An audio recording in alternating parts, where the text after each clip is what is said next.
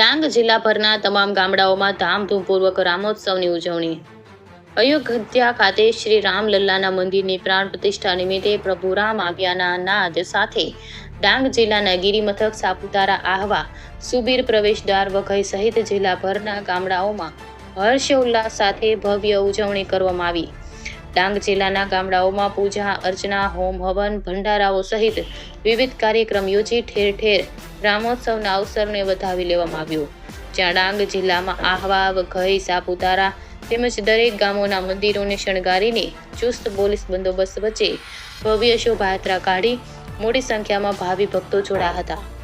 આહવાના મેલડી માતા મંદિર ખાતે શાંતિ હવન, મહાઆરતી તથા મહાપ્રસાદનું આયોજન કરવામાં આવ્યું હતું અને હનુમાન મંદિર, મારુતિ કોમ્પ્લેક્સથી ક્રાંતિનગર હનુમાનજી મંદિર થઈ દંડકેશ્વર મહાદેવ મંદિર સુધી શોભાયાત્રાનું આયોજન કરવામાં આવ્યું હતું.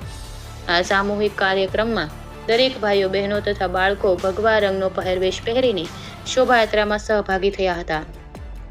ત્યારે સમગ્ર ડાંગ જિલ્લામાં રામમય, ભગવો, ભક્તિમય માહોલમાં ભક્તોમાં અનેરો આનંદ જોવા મળ્યો.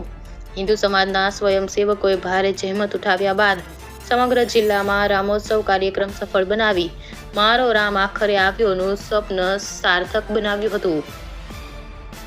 સુશીલ પવાર, ડાંગ.